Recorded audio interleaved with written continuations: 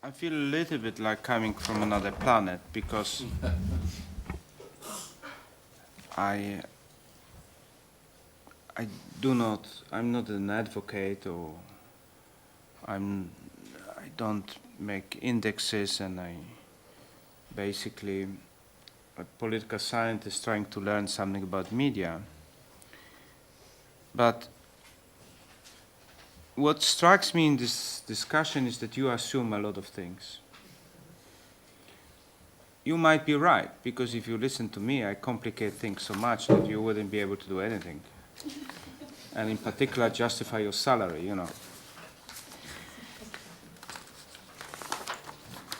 Pluralism in political science is a very simple term, you know. It's a view that power should be dispersed, should not be concentrated in the hands of one group.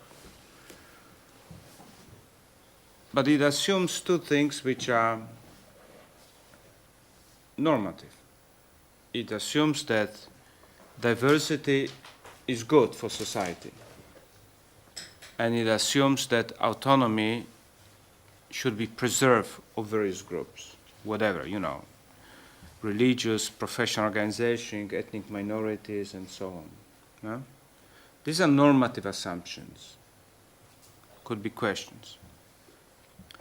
And when the whole political discussions, you know, you trace to Federalist Papers when Madison had all these norms in mind, but was concerned about factionalism and tried to find a way in which power of one interest group does not prevail. So he tries to construct the system to avoid institutional dominance and protect competition or ensure competition. Yeah? And then there were many other philosophers on the liberal side, people like Isaac Berlin, but also on the socialist side, people like Harold Lasky or G.D.H. Cole, who tried to, you know, spell out what pluralism means. I won't bother you with all this, yeah? I will only refer to certain dilemmas which struck me in this discussion today, you know, and yesterday. They might sound abstract, but I think they are important. The first is, what is the opposite of pluralism? How do we know that there is no pluralism? I mean, this is important. If you listen to Sartori, you know, one of the biggest, greatest political scientists and also legal constitutionalist, not just Italian, but, you know, spent most of his life in America. He always was saying, with, you know, you have to define term by the opposite, like autocracy and democracy, like growth and decline, like transparency and secrecy. Yeah? If you don't like transparency, you have to say, do you like secrecy? I was waiting for that, actually. Particularism is probably the right word, particularism, opposite to pluralism. But it's not political value laden, you know. Some people say totalitarianism, but this is too much political laden. But, you know, you can think this is all abstract. But if you say in Germany that 30% of market share is the threshold. So if you exceed this, say in Italy, yeah, what does it mean in political terms? You have to spell it out for the electorate. Does it mean that this is illiberal democracy, particularistic? What is this? A number doesn't tell you anything. How you build up your benchmark? What is the opposite? It's an important question. The second question which strike me today is, what are the preconditions of pluralism? Yeah? And literature always talks, you know, about this: tolerant, respect, dialogue, compromise. Easier said than done, yeah? But we can all agree on this. Yeah? People reach compromise and they are respectful of each other and tolerant of each other, of course, you know. But there are more difficult things. What are other preconditions? There's a stronger meaning of autonomy, which is called subsidiarity. That actors should basically not be regulated within their framework. It's not just the European Union which had discussion of subsidiarity. within states too. Yeah? And what about more important preconditions of pluralism, like equality, equality in law, or maybe even in economic terms, equality? Because if you don't have means to compete, you know, the law that will not give you protections. You just don't enter even competition, yeah? You know, you can be, how can you compete with News Corp, with Murdoch, for instance? You can have all legal protections if you don't have means, yeah? But this also refers to the issue of regulation. Is plurality enhanced by more or less regulation? Eh? And if you need regulations to secure plurality, are we talking about self-regulation? Or you want to have a state regulations of the media? And you even called for European regulations of the media. I didn't say regulation. I said control of governments. Even worse. So, these are not so easy questions, theoretically speaking. We can have a very some people in the media would tell us the media should regulate themselves. Eh? They don't want anybody to be, to tell them what they should do. They should regulate themselves. But of course, they are sometimes gatekeepers themselves, as we know. The third question, and I'm coming to the end, how to balance autonomy of actors with the ideal of common good. Why is this important? Because anarchy and chaos serves nobody. Yeah? So one thing is to support autonomy, the other is to support the common good. Well, but how do you arrive at that? How do you arrive at common good? People say negotiation or bargaining, but if you don't reach any agreement, because there's not enough, those preconditions, tolerance, compromise, and here we are coming to another difficult political question. Do you opt for majoritarian or non-majoritarian solutions? Majoritarians are, basically, we talk about parliaments and the representative governments. Eh? And non-majoritarian solutions are those, courts, independent regulators, external adjudicators such as Council of Europe, European Commission. All of you here argued about, for instance, independence of regulatory bodies. Well, but in democracy theory, there is a growing annoyance with independent regulatory bodies. There's growing annoyance with unaccountable courts. People believe that things are going more and more outside parliamentary, which is voters' control. Eh? Who controls independent regulatory bodies? Eh? In particular, self-regulatory bodies. I mean, today everybody talks how, we ask banks to self-regulate themselves, and surprise, surprise, they came, with no solution, It should stay always like it was. Eh? Can we expect that the media people will regulate themselves better than the bankers? I wonder. Because, of course, we should ask whether the media are indeed in search of the common good. We should ask, should they be at all in search of the common good? And if not, are they on the autonomy side, defending autonomy of others, or are they simply self-interested autonomous pressure groups? Well, whose autonomy defends Mr. Murdoch or Mr. Berlusconi as an owner of Mediaset? It's not so easy. And finally, who are the beneficiaries of pluralism? We talk about this too. Some people talk about citizens. Citizens are beneficial. But other people, particularly coming from media sectors, will talk consumers. Consumers of the media production. Well, there is a difference. And the difference has something to do with the nature of the state. We used to talk about nation states in the past, now we talk about market state. And the rule of the game is totally different, yeah? I will not go to details. And even more tricky is the link with legitimacy. Again, you talk about input legitimacy and output legitimacy, which means legitimacy based on efficiency or participation. Participation of whom? Of citizens, of consumers, or of actors like media? And who are the actors in the media? Journalists or owners? Okay. So, as you can see, it is easy to assume certain things, but I just put several things on the table from this discussion today where I could raise questions about all the assumptions you basically took for granted. And this is why this topic is not so easy. And this is why the projects will thrive for many, many years, and the Commission will be left with no answers. Thank you. Susan, don't worry. Marco.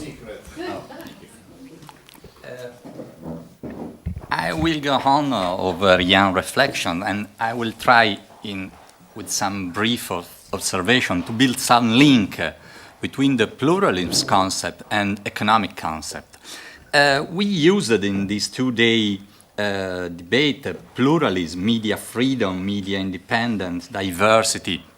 In some contexts, these words are interchangeable, but when you go to the opposite, or when you go to the margin, probably the meaning is different, and they refer to different market structure, economic concept, and policy goal that need to be pursued.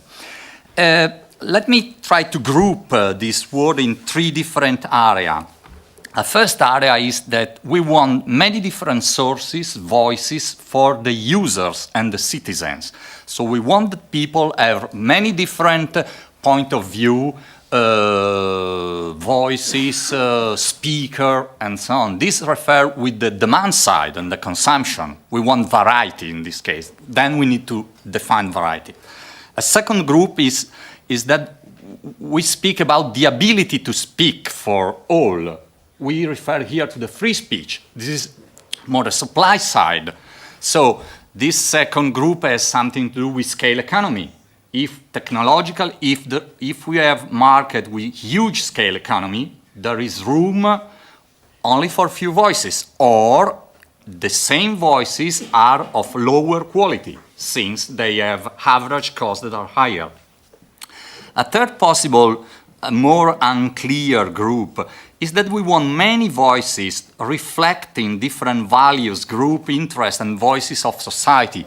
Here we refer to the voices for the general interest of the society. Is very difficult to define because we don't have any demand, specific demand for that. Because we think that the society will flourish more if somewhere in the society there are different cultural values that sprang around, but it's difficult to link this goal that is clear when you speak about it to specific policy measure or specific market structure.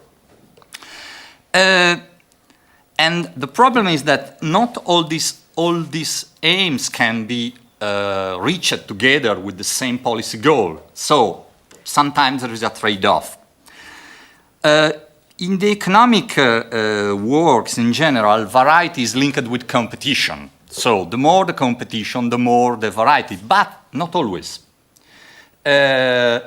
If you think to the pluralism and media bias and media capture in a general sense and consider a multi-level consideration that is both media capture, more the bias and more the variety, the general trend of economic work is that there is no actor that is damaged by more information. So the more information you have, usually for the agent, the better is. And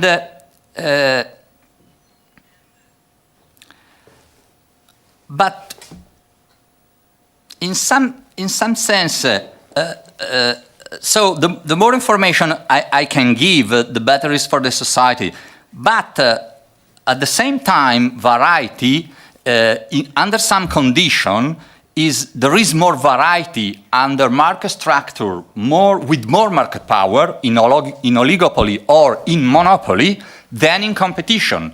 Think, for instance, for the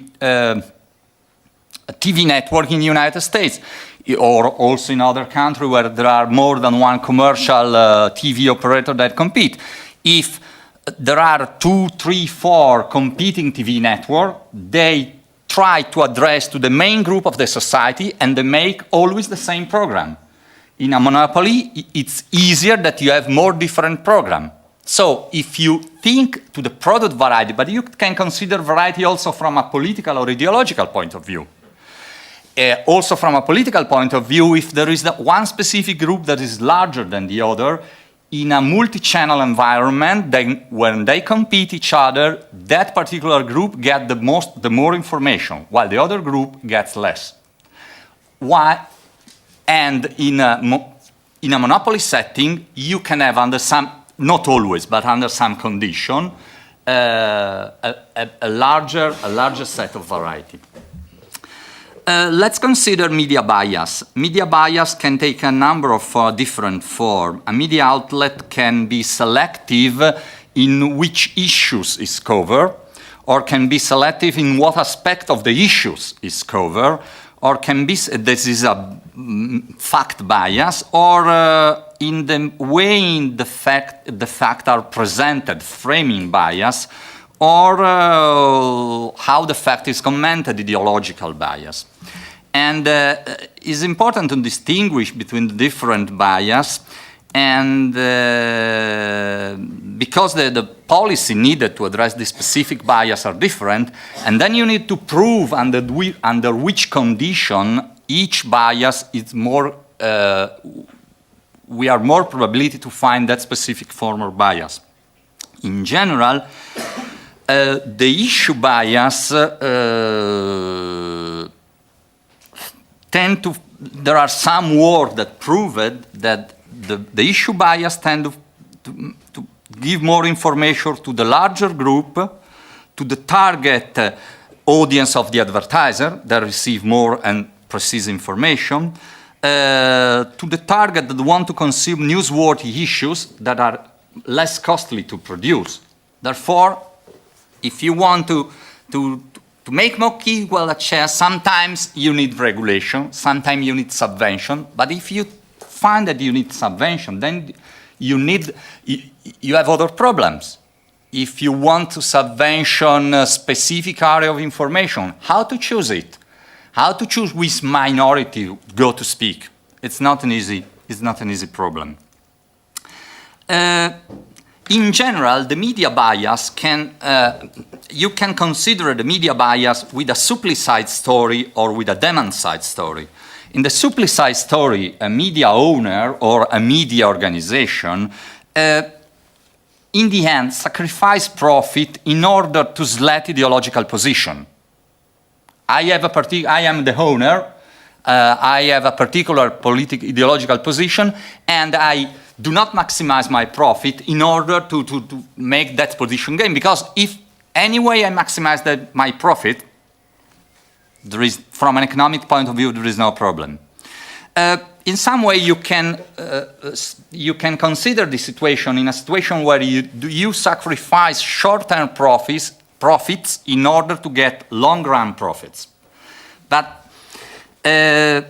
if you consider different actors in the supply side, then if you consider a principal agent setting where you have an owner, consider a newspaper, for instance, an owner, a director, a journalist, and an advertising director, each one with different utility function, then you can have different kind of supply-side bias, because you can have the specific journalist that bias in some information for his particular, to maximize. Each actor tend to maximize his profit or his rents, and therefore can slant the news or can bias the coverage in order to maximize his particular rents. If, for instance, if I'm a journalist and I am concerned with my long-term objective to get better salary in the long run, I can slant in the short run a particular news in order to get a connection with a source, or in order to get money in the worst case, or in order to get a better position in another newspaper. And you need, in this case, you need organizational governance pattern in order to address this particular question. In the demand-side story of the slant, a particular news organization slant news to get more audience. If there are specific group of users with different information needs, or that want some information, then you select the information in order to get the biggest audience. And in this case, you select the information, you maybe modify your framing, you maybe modify your news selection in order. This came from the fact that in many cases, the audience prefer not only news that are new, but prefer to confirm their prior beliefs. Therefore, you want, there are empirical work that prove this in American newspaper, left-wing newspaper, write less about left-wing scandal, and right-wing newspaper make the opposite. And that's... Media capture is another story. You can have media capture by government, by interest group, and by finance. In theory, the media capture by government is the worst. Because in the political system and in the whole society system, the role of the media is exactly to scrutinize the government action. So if the government captures the media, and in Europe, here we have the problem that in the empirical verification, the most common case of media capture is by the government, it was public broadcasting system. So we need to think about that. We need to make some reflection of that. In the economic approach, the media capture and the media bias is linked, and the dissemination of the information is linked to the political system and to the decision of budget allocation of the political system. The principle is that I will first address the main findings, and then I will point out at least a couple of critical points.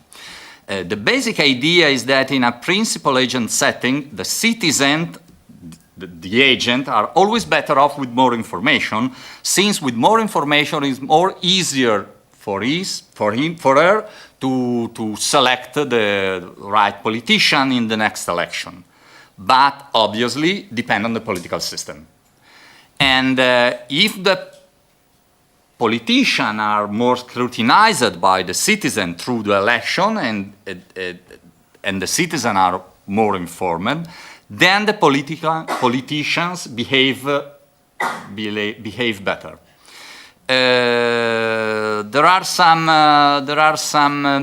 empirical work that try to prove this setting. For instance, in US congressmen in a district where media coverage is high, for some exogenous reason, are less ideologically extreme in their voting activity, vote more frequently against their party, and are more likely to stand witness before congressional hearing. Or in the work of, in the work of Snyder and Stromberg, the more political information, the more local political information you have, the more there is voter turnout during the election. So there is a positive relation between the local political information and the turnout at the election. The critical problem in this case is that from the economic point of view, there is an assumption behind all this work. And the assumption is that there is always, is a typical economical assumption. And the assumption is that there is always a profit maximizing behavior for the news organization. While in the media, there are often some like a gray zone where there are different possible action, and there is no a clear profit maximizing action. In this case, probably we need more cooperation from other social scientists in order to build better proposition to test, in order to build a behavioral theory of the inside the news organization, to test properly the causality link between the action and the result. The second point, critical point I want to address is the measure of concentrations. The measure of concentration is not is widely used in economics, industrial economics, and the typical indexes are concentration ratio 4, 8, and Erfidal. Obviously, we need to define the threshold level. We need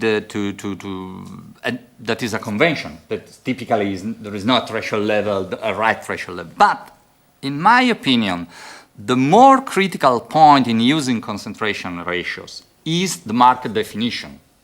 Since if you don't make a proper market definition, you get useless information. For instance, as far as I know, in media market, considering a single media over a single state is often not a proper solution. Consider, for instance, a market where you have in newspaper, the typical situation of the newspaper, a market where you have 20 regional newspaper or 20 local newspaper. There is no, each local newspaper has a monopoly, like is always in the United States and often happen in Europe. There is no substitution between one newspaper. Since every newspaper sells a package of information, a bundle of information, this bundle traditionally is built over a specific geographical market. So there is no substitution between a newspaper in Florence and a newspaper in Palermo. The Palermo guys do not buy the Florence newspaper if you don't like the Palermo newspaper. There is no substitution. If this 20 regional newspapers, there is a concentration and every newspaper is bought by a single owner, we say that there is a rising concentration. But really, if you adopt a user perspective, there is no rising concentration. There was a local monopoly before, and there was a local monopoly after the concentration. That's the same market structure. Well, if you consider the second group I told at the beginning, so the variety for the society, this can be a difference. Because if that newspaper concentrate or if they syndicate national information, they have a single national news, international news, and then they make different local coverage. Well, in this case, again, from a user perspective, the fact that the national news are equal in Florence and in Palermo is the same. It is just one national coverage for each user. But for the society, you can say that the owner of that particular syndicated has more power. So, it's not easy. Consider magazines, for instance. In magazines, has no sense make a national C4 concentration ratio. Each magazine do not compete with all other magazines, at least in the editorial side. It competes against other magazines in advertising. News magazine do not compete with the fashion magazine or with motorcycle magazine. But in each specific market, in each nation, there is a high concentration. As far as I know, the media market in Europe, there is no single market, except perhaps radio, where there is a C4 index concentration below 50%.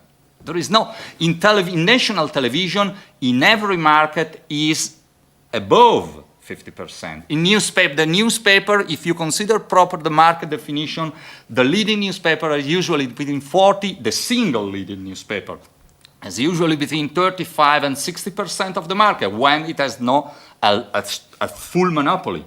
Therefore, we need to make better definition. Let me conclude with 3.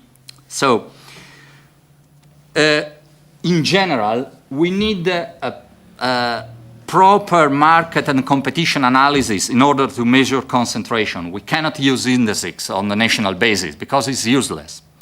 And if I can make a more general comment on the talk of this today, we need more data. We need more panel data in order to assess causality link.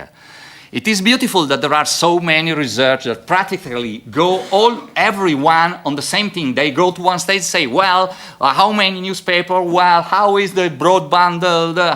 But all these research are cross-country. They make just one observation for the country. And in Europe, we have 30 countries. Too little for econometric causality studies that assess in a better way the causality link. I hope that the Commission can coordinate better this kind of research and impose that in some particular index, they made different observations during time. If we had also qualitative data, but for 30 European countries and at least 4 or 5 observations over the year, then we can make better things. And for the people that have data like this, if I can make a final remarks, the people that have data, particularly the European Audiovisual Observatory, that as far as I know, work with public money, yes, and then try to sell at very high price the information he produced. Give the information to the people that make the works, because we need more work, less collection of information and more work that try to assess the causality link between phenomena in order to build theories and to assess the limit of pluralism and policy making in pluralism. Thank you, Marco. We are running very late, so now we'll give immediately the floor to Ross Bigham and then to Giancarlo Mazzone. They will split the final time that we have left, and then I'll tell you I will finish this debate without staying here, okay? Thank you very much, Chairman, and thank you for sticking around to everyone. For those who don't know me, I run something called the Association of Commercial Television in Europe. We speak for commercial broadcasters, media groups in 36 European countries. It was 37 until the Macedonian government closed down the leading commercial broadcaster, allegedly due to a tax case, but why they chose to do that 4 weeks before a general election, we can only speculate.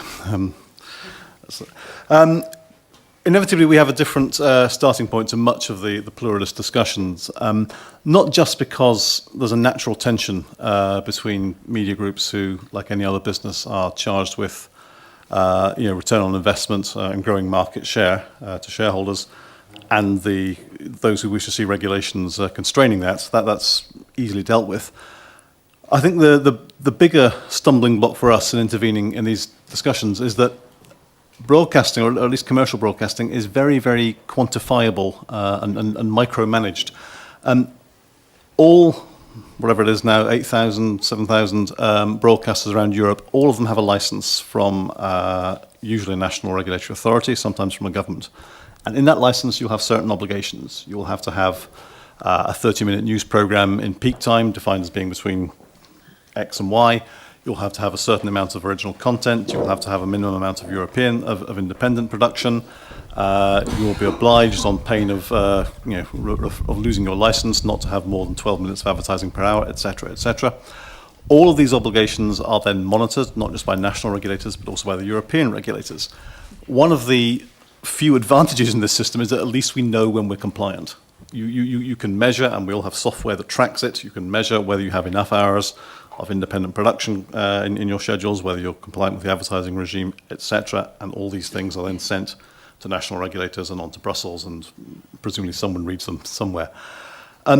This makes it very difficult, though, for us living in a world of quantifiable regulation and measurements to engage in discussions about the social sphere in the new media. These rather more abstract concepts are not necessarily easy ones for us to respond to.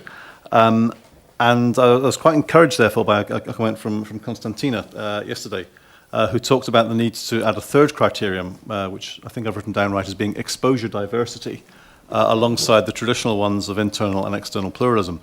And that, for me, is very, very welcome, because that finally gives us a way into the debate, a way to bring some of our own experiences to the table.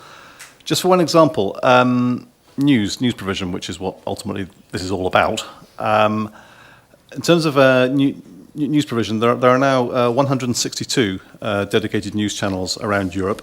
Half of them launched in the past 6 years, despite the rather unfavourable economic climate, and 80% of them not in the English language. So we would argue that the broadcasting sector is fulfilling our part of the bargain in launching new services and trying to reach consumers in different ways.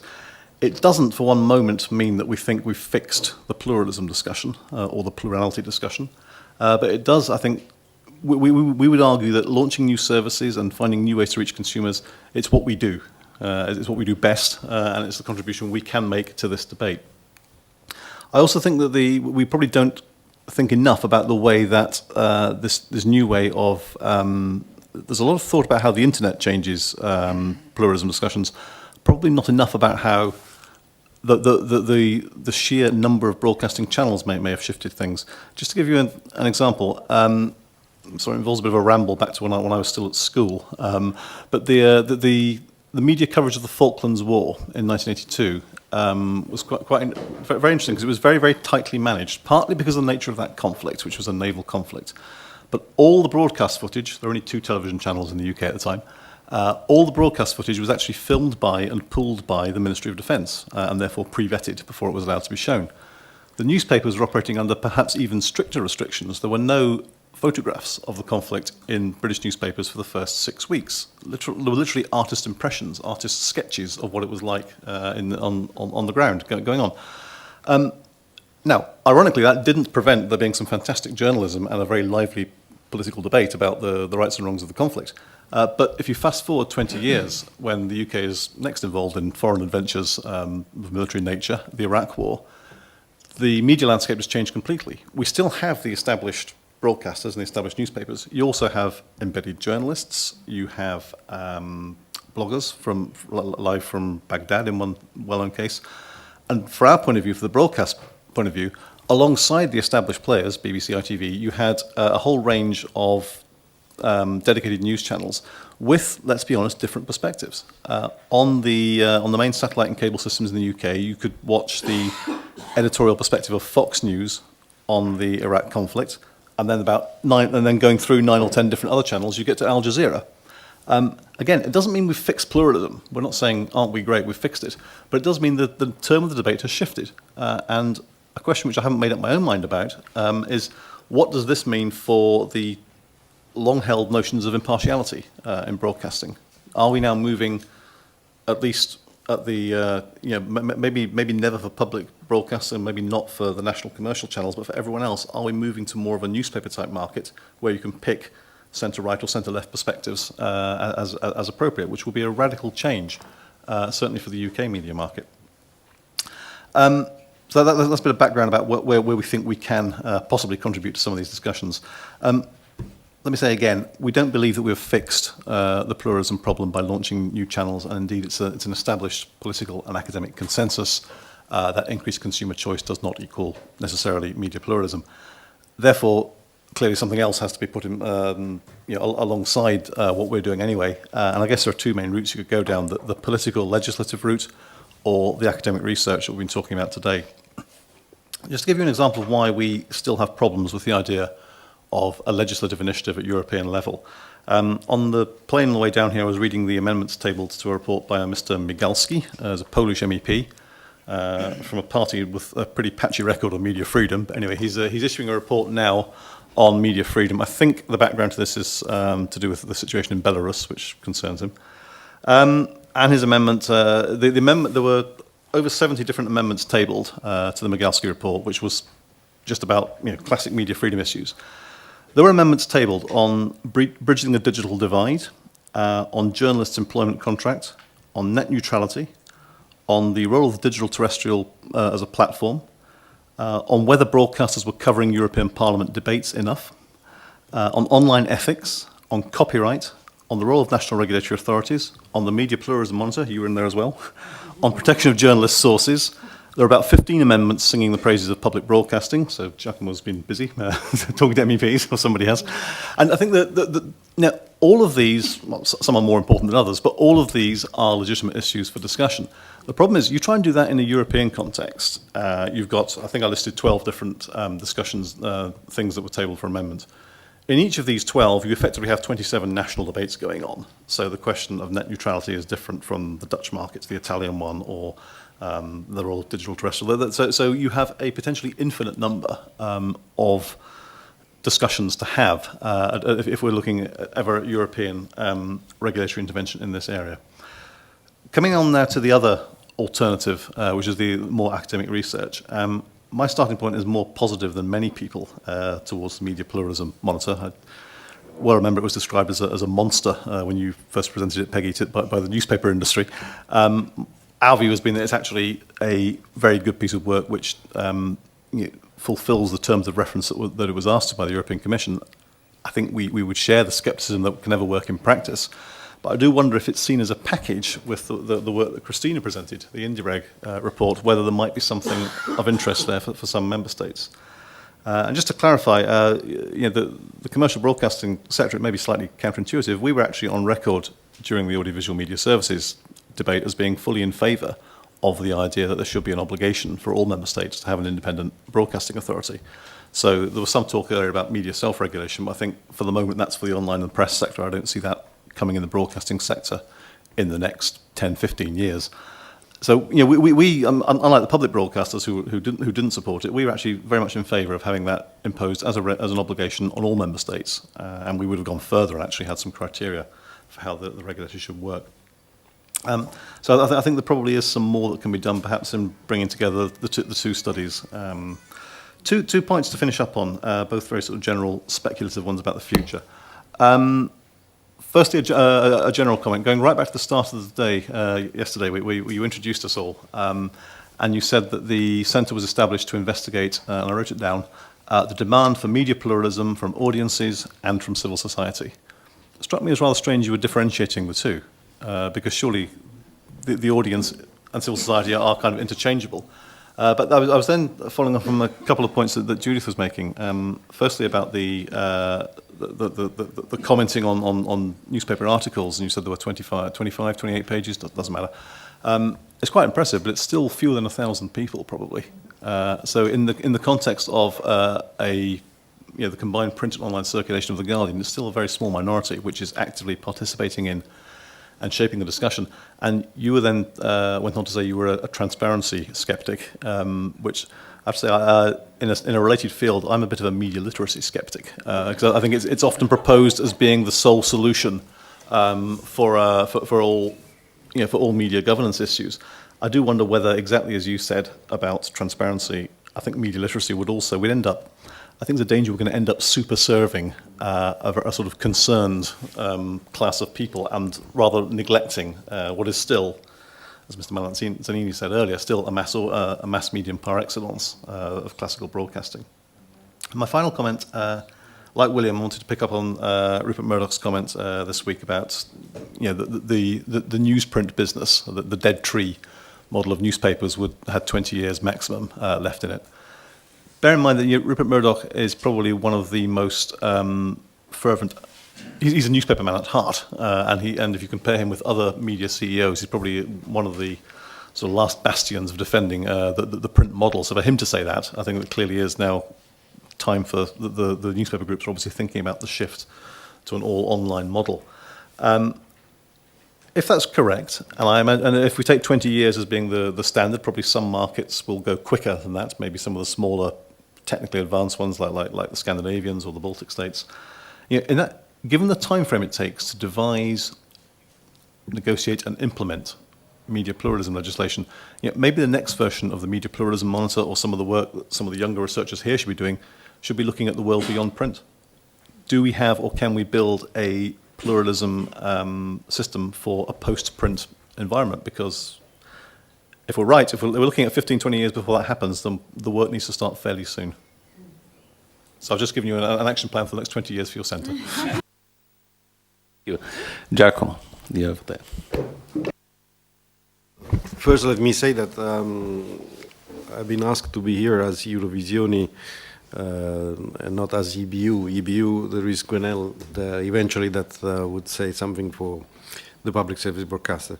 Nevertheless, because Eurovisioni focused last year and in the previous years on these topics, we have reflected a lot. And of course, our forum is more acts on public service broadcasting than on commercial. So a certain number of reflection came out from that. The first thing that I want to say is that, as has been said by many, this is an ecosystem.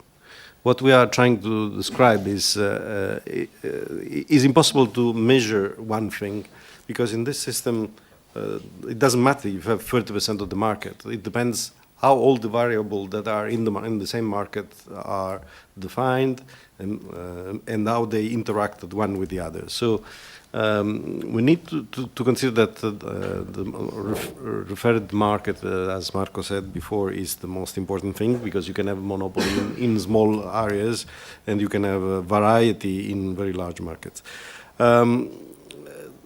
I think that this is something that we lack in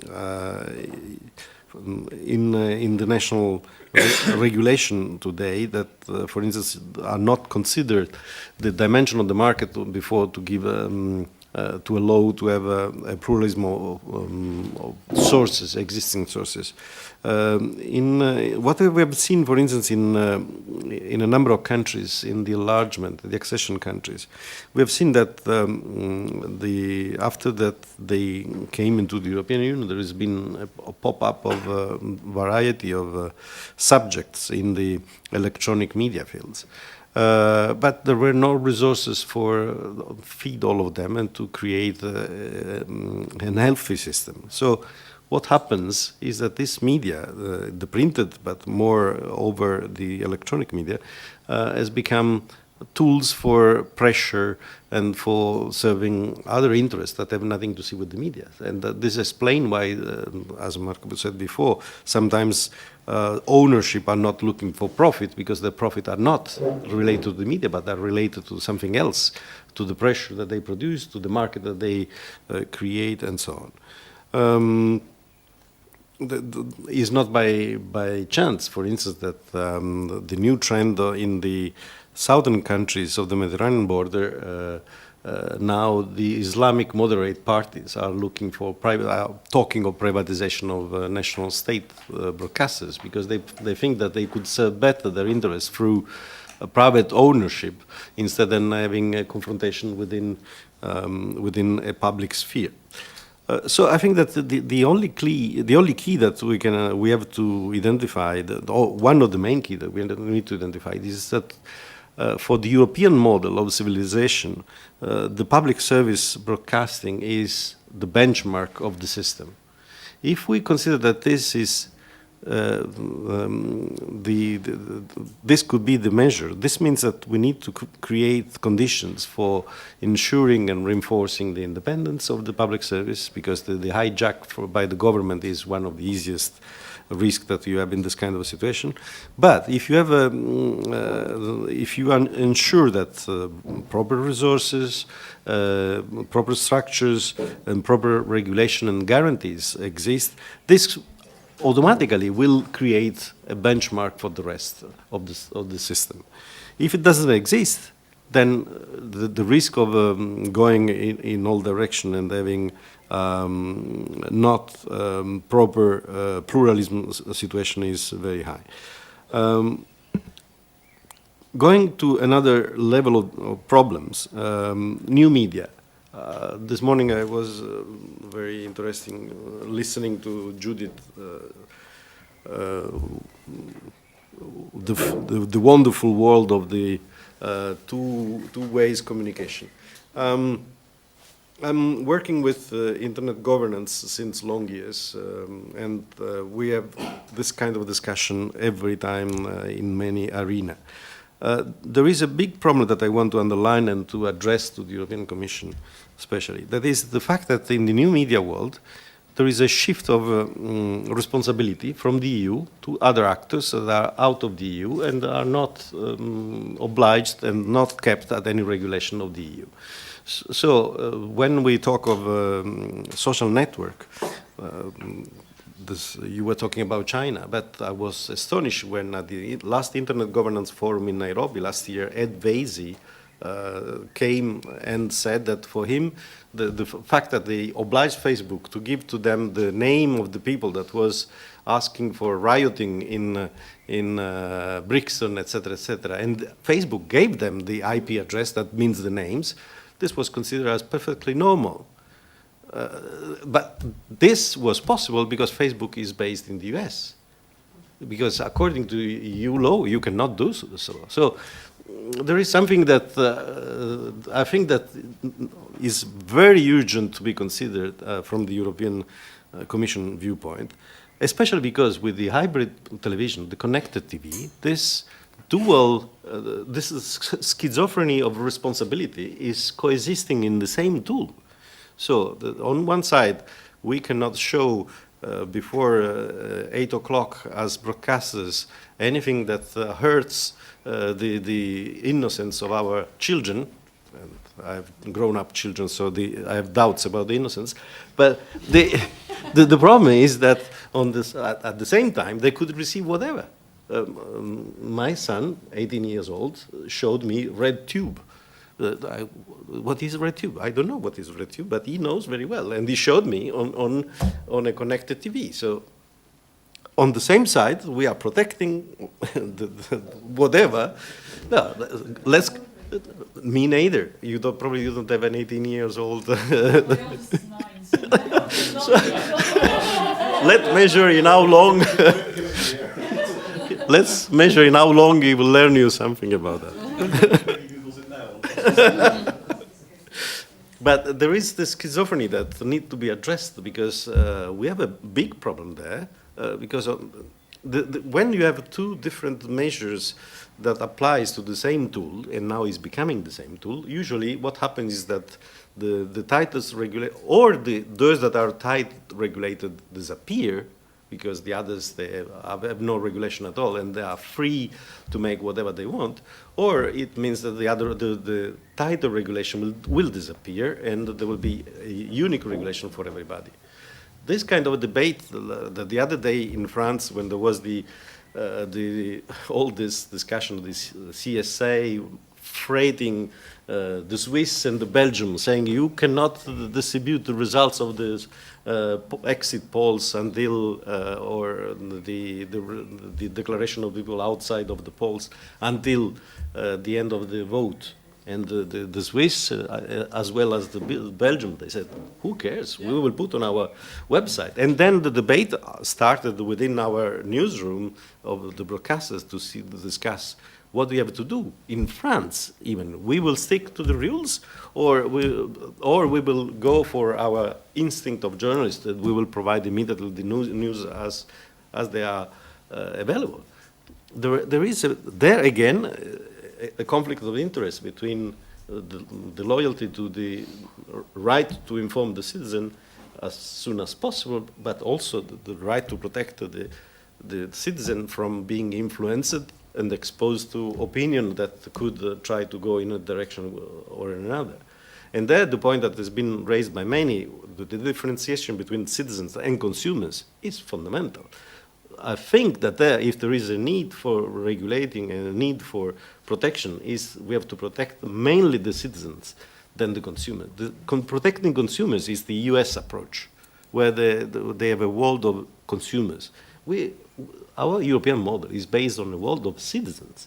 and we need to protect the citizen even beyond their responsibility. The 45 minutes work that Judith makes every 2 months to update the privacy regulation of Facebook is something that in Europe, it goes beyond the will of the single. You cannot renounce, even if you tick all the boxes saying you can do whatever you want. And again, this is my son. If he needs to take out a video and he has to sign that he will kill himself tomorrow, he will tick the box in order to get the video. I know.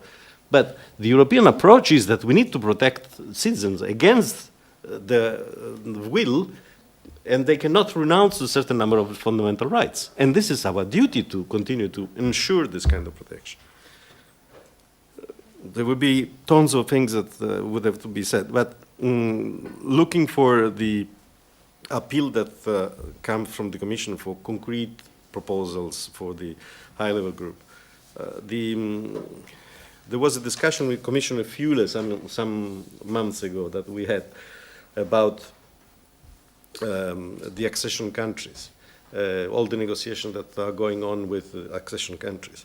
And there was this recurring question of Hungary as an example of what could happen. You can do the best negotiation of the world, and then once they are in, there are no any more possible tools to protect and to ensure the same level of protection that was discussed in the negotiation.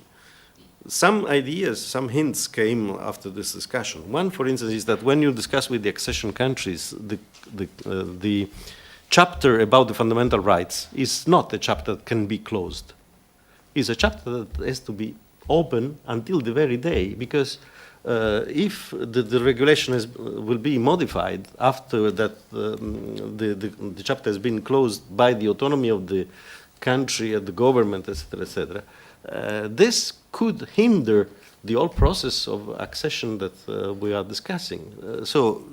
And this idea to have this as the last of the chapter that cannot be closed until the very end, it's something that is important. But then the other problem is how to ensure that after that the countries are in, this level of protection that you have, the acquis communautaire that you have hardly protected in the discussion, would not be backwarded by a decision of a single government.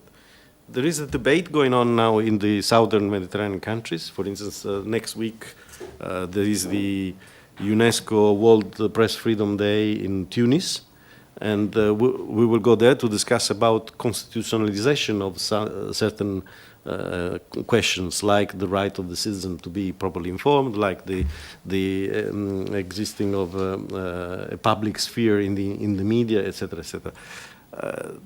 This kind of things we need to try to extend and to bring into the arena, even at the European level. We cannot stand only for risk to going backward in what we have considered as an achievement, and risk to be in a world different of what the one that we wanted to build through the European Union. Thank you, Giacomo. Okay, we are run extremely late, so we have to close. You'll have a very short lunch, and then you have buses for the airport and for the station. How does this discussion ends? This was an opening discussion for our center. The way in which we end this discussion is this. Our residential team will work on the discussion of these 2 days on an arrow that will start from issues, then we'll go to definitions, and then we'll go to methodology, and then finish with instruments. And then we write something on this, and we'll circulate to the people that were here. So we'll wait for comments, discussion, corrections, and so in the end, at some point, we'll send something to Suzanne as our feeling of this seminar. Thank you very much to everybody. Thank you.